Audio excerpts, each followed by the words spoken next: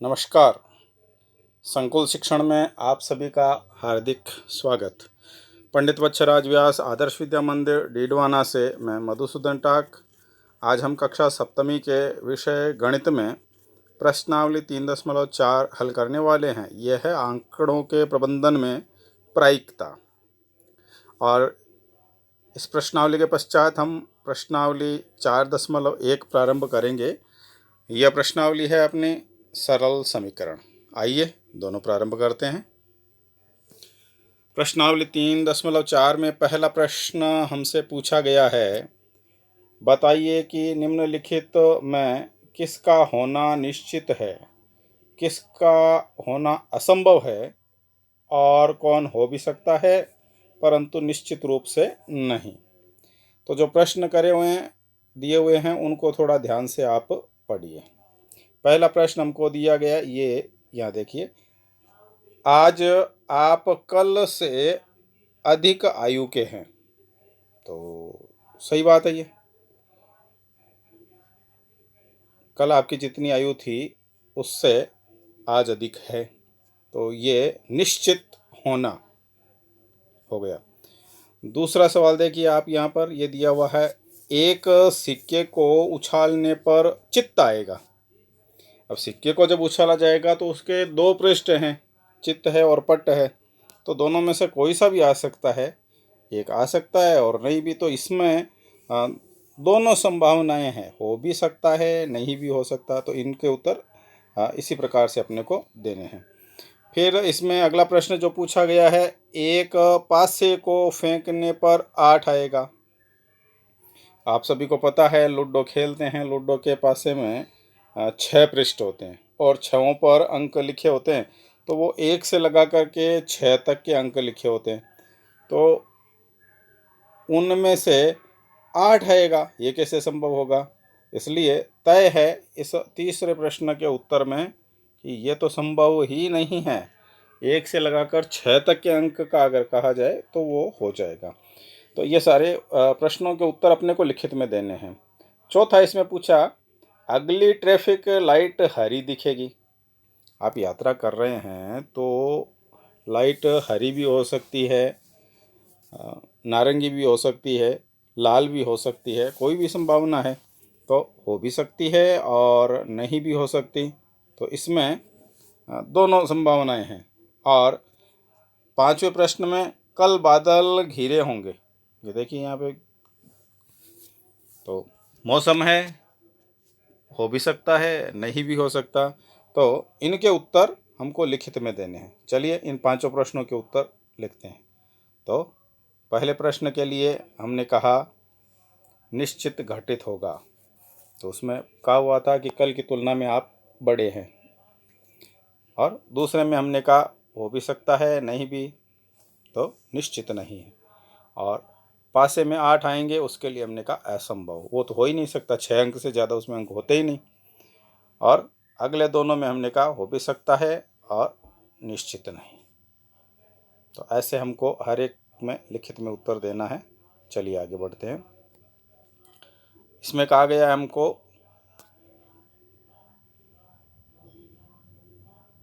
एक डिब्बे में 6 कंचे हैं जिन पर 1 से 6 तक की संख्या अंकित है। हर एक पर एक एक नंबर लिखा हुआ है। प्रश्न पूछा गया है, संख्या 2 वाले कंचे को इसमें से निकालने की प्रायिकता क्या है और संख्या 5 वाले कंचे को इसमें से निकालने की प्रायिकता क्या है। प्रायिकता आप समझ सकते हैं उनके कितने चांस है कि हम निकालें और जो दिए गए नंबर है उनके कंचे बाहर निकले। तो 6 में से 2 नंबर वाला कंचा ये एक है और 6 में से 5 नंबर वाला कंचा भी एक है। तो 6 में से एक चांस है। तो हम इनको कहेंगे 2 अंक वाला कंचा एक तरह से आ सकता है,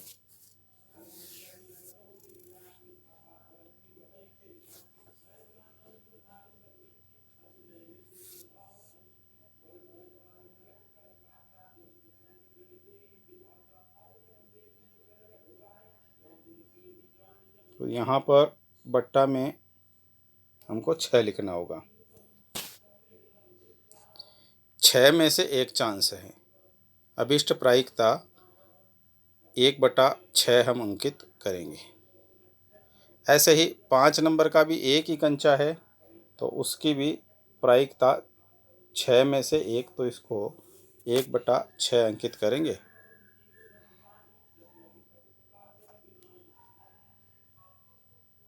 तीसरा प्रश्न हमको पूछा गया है। तीसरा प्रश्न हमसे पूछा गया है, यह निर्णय लेने के लिए कि कौन सी टीम खेल प्रारंभ करेगी, एक सिक्का उछाला जाता है, उसकी क्या प्रायिकता है। तो ये तो सीधा सा है, 2 टीमें हैं और सिक्का उछाला जाएगा, तो सिक्के में भी 2 पहलू हैं, 2 पृष्ठ हैं उसके, एक में चित्त एक में पट्ट, तो 2 में से 1 चांस होगा, यानी इसको हम 1/2 के रूप में लिख सकते हैं। तो इसका उत्तर हमारा होगा अभिष्ट प्रायिकता 1/2 होगी। सिक्के को उछालने पर संभावना चित्त या पट हो सकती है, तो दोनों में से कोई एक, 2 में से 1 चांस। यहाँ पर प्रायिकता की प्रश्नावली अपनी पूरी होती है और प्रश्नावली 4.1 हम प्रारंभ करेंगे, सरल समीकरणों की है। इसमें कुछ समीकरण दिए हुए हैं, आप देखिए यहाँ पर समीकरण दिए गए हैं। x+3 = 0, x+3 = 0, x+3 = 0, x-7 = 1, x-7 = 1, और इनमें चर अर्थात x का मान कितना होना चाहिए ऐसा यहाँ पर दिया है। x = 3 रखना, x = 0 रखना, x = -3 रखना, ऐसा हमको बताया है। तो यह मान रखने के बाद में वह समीकरण संतुष्ट होता है या नहीं है, वो हमको यहाँ पर दर्शाना है। चलिए इसको हल करेंगे। तो ये कुल 11 प्रश्न इसमें लिखे हुए हैं। x कुछ स्थानों पर m भी दिया है, तो इनमें जो मान अपने को दिए हैं उन मान को रखकर देखेंगे समीकरण संतुष्ट होता है या नहीं। तो आप ध्यान करिए, समीकरण संतुष्ट होने के लिए जब x या m का मान हम इसमें रखेंगे तो दोनों पक्षों में संख्या समान आनी आवश्यक है। अगर समान आ जाती है तो हम कहेंगे समीकरण संतुष्ट हो रहा है, और दोनों पक्षों में संख्याएं समान नहीं आती है तब हम कहेंगे यह समीकरण संतुष्ट नहीं हुआ है। चलिए करते हैं। पहले में हमको समीकरण दिया हुआ है x+3 = 0, यहाँ पर देखिए, और x का मान हमको उस चर का मान दिया हुआ है 3, तो जहाँ पर x लिखा हुआ है उसके स्थान पर हम 3 लिख देंगे। देखिए यहाँ पर x लिखा हुआ है तो इसके स्थान पर हम 3 लिख देंगे। अब आप देखिए 3 + 3 ऐसा दिया हुआ, तो 3 में 3 जोड़ेंगे तो 6, लेकिन ये 6 दूसरे पक्ष में शून्य है, उसके बराबर नहीं है, तो इसमें समीकरण संतुष्ट नहीं हुआ। 6 बराबर नहीं है शून्य के, इसलिए हम कहेंगे यहाँ पर समीकरण संतुष्ट नहीं हुआ है। दूसरा जो है उसमें आप देखिए, दूसरे में दिया हुआ है x+3 = 0 और x का मान हमको दिया है 0, x = 0, तो हम x = 0 रखेंगे, यानी x के इस स्थान पर 0 लिख देंगे। ये 0 + 3, तो उधर दूसरे पक्ष में दाहिने में है 0, इन दोनों का जोड़ x 0 और 3, 0 और 3 का योग हो जाएगा 3, तो 3 बराबर नहीं है 0 के। आप देखिए 3 और 0 बराबर नहीं होते, इसलिए हम इसमें भी कहेंगे दूसरे प्रश्न में भी समीकरण संतुष्ट नहीं होता है। तीसरे में देखिए आप संख्याएं क्या दी हुई है, x+3 = 0 ही दिया हुआ है। x के स्थान पर हमको मान रखना है यहाँ पर -3, तो हमने यहाँ x के स्थान पर -3 कर दिया, तो -3 + 3 और दूसरे पक्ष में 0 है। अब इससे क्या होगा, देखिए प्लस का 3 और माइनस का 3, इनका हिसाब करेंगे तो जितना प्लस का है उतना ही माइनस का, तो दोनों आपस में कट गए। प्लस वाले 3 में से माइनस वाले 3 घट गए तो हो गया 0। तो दोनों ही पक्षों में आप देखिए यहाँ पर शून्य आ गए, ये देखिए अब सही है, 0 बराबर 0। तो ये कथन सही आ गया है। तो हम कहेंगे हाँ, यहाँ पर समीकरण संतुष्ट हो रहा है। ऐसे ही प्रश्न संख्या 4, इसका जो था x माइनस 7 बराबर 1, ऐसा हमको दिया हुआ है और इसमें x बराबर अपने को 7 रखना है, चर का मान 7 रखना है। तो हमने x के स्थान पर 7 लिख दिया, 7 माइनस 7 बराबर 1, ऐसा जैसा दिया हुआ था प्रश्न में। लेकिन 7 में से 7 घट गए तो 0, 0 और 1 बराबर नहीं होता है, इसलिए यहाँ पर समीकरण संतुष्ट नहीं हुआ। आगे बढ़ते हैं।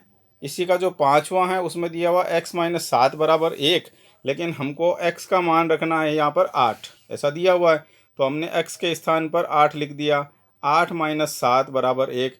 8 में से यहाँ देखिए आप, हमने 7 घटा दिए तो आ गया 1 बराबर 1। हाँ, ये ठीक है, 1 बराबर 1 आया है, इसका अर्थ यहाँ पर समीकरण संतुष्ट हो रहा है।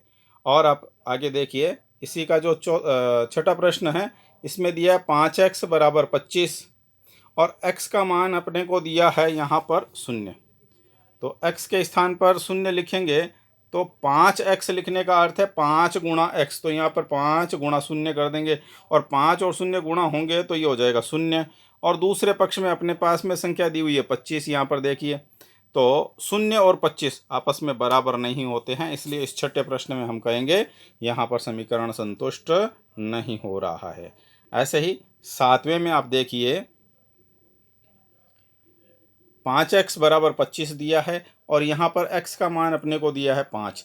तो 5x ये लिखने का अर्थ है x और 5 दोनों गुणा में है, तो हम x के स्थान पर लिखेंगे 5, तो 5 गुणा 5, 5 को 5 से गुणा किया तो ये बन गया 25। यहाँ देखिए, और दूसरे पक्ष में भी 25 है, 25 25 के बराबर होता है, तो ये बात ठीक हो गई, यहाँ पर अपना समीकरण संतुष्ट हो रहा है। तो हम कहेंगे बिल्कुल ये सही है, यहाँ पर समीकरण संतुष्ट हो रहा है। ठीक ऐसे ही आप देखिए 8वां प्रश्न, उसमें 5x बराबर 25 दिया है, लेकिन अपने को x का मान रखना है -5।